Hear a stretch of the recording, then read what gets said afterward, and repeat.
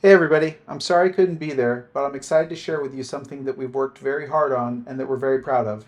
The SDVI Insight Data Lake. The Data Lake answers complex analytical queries that provide insight into supply chain operations. For example, we can ask it, how much money did Discovery spend on media convert jobs for the Travel Channel network during each month of 2021? A question like that is comprised of two different elements that make up analytic queries. Those two elements are called metrics and dimensions. Metrics are things that can be measured, like job costs, job processing times, and asset durations. Dimensions are a way to categorize those metrics and drill down into data further. On the screen, you can see that we have provider, network, and month of year. Network is a special metric because it's derived from user-definable metadata. User metadata is a key feature because during job runs, many of our customers track various data points into a schemaless data structure called user metadata. The SDVI Insight Data Lake turns those data points into business intelligence our customers can use. Metrics and dimensions are submitted to the Insight API. The Insight API uses those to build a SQL query that's then sent to Athena. The result looks something like this. Here you can see the dimensions on the left and the metrics on the right. The months are labeled from 1 to 12. Following those are the provider and network. And keep in mind that this is a filtered query. If we remove filters like media convert, we would be grouping by all providers. If we remove the network, we'd group by all of the networks.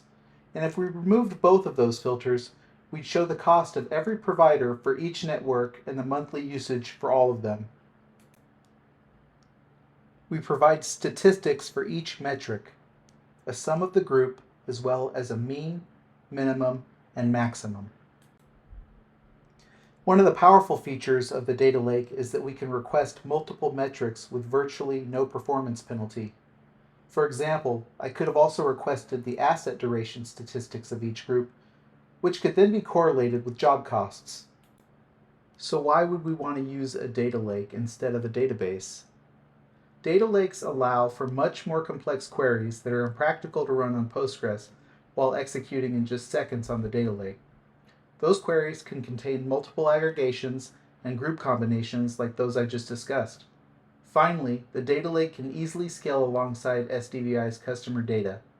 The query on the last page runs over a data set with 150 million jobs collected over several years. It takes about 5 seconds to run, and it only costs a fourth of 1 penny. Now I'd like to briefly discuss some of the technical underpinnings of the data lake and how we built it. One of the difficulties of developing for the data lake is that there are multiple components that are meant to run distributed across many nodes.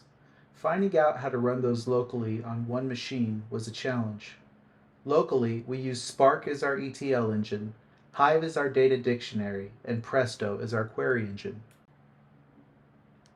The stack we deploy to, while fundamentally based on the same technology, has its own Amazon proprietary mechanics. We didn't want to develop against Amazon's stack because it takes up to several minutes to deploy and run a job and execute a query. We saved hours of time by splitting the data lake into two runtimes, a local script runtime and an AWS Glue runtime. Here on the left, you can see how each component in the script runtime maps to the components on the right, which are in the Glue runtime. One component we used on both runtimes is a library called Datalake that's developed as a commercial open source product by the creators of Spark under a company they formed called Databricks.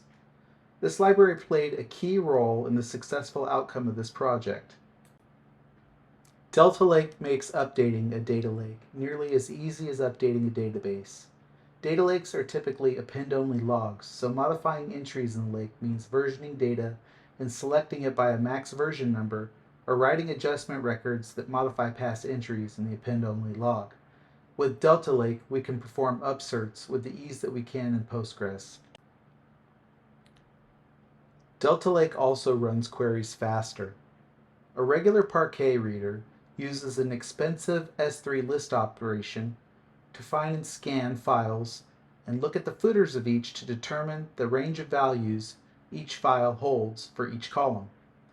The Datalake reader uses a manifest with minimum and maximum values for each column, along with a pointer to the data file. Another thing that Datalake helps us with is preventing data corruption. Datalake tables are all or nothing. It doesn't matter if writes to a table failed during a query. Each query maintains its own previous table views. To wrap things up, I want to talk a bit about the design patterns we used while developing the data lake. Since much of the data lake is about transforming raw data into business intelligence, it'll help to use this document as an example of what raw data looks like. Rally emits many tens of thousands of these documents every day, and we pipe them into a Kinesis fire hose, which then outputs them in their raw form into an S3 bucket.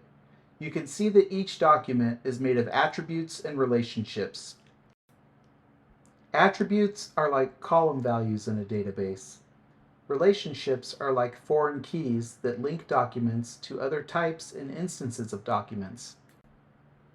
To make it easy to modify existing tables and add new ones in the future, we created a Builder API. The Builder API maps raw data fields, or what we call bronze data, into Datalake table columns, or what we call silver data. Here, each attribute is mapped to a Datalake column, and you can see how nested fields like those in Rally configuration are flattened into individual columns. We also have a builder method that is not shown that can convert JSON path expressions into columns. And that wraps up the SDVI Insight Data Lake presentation.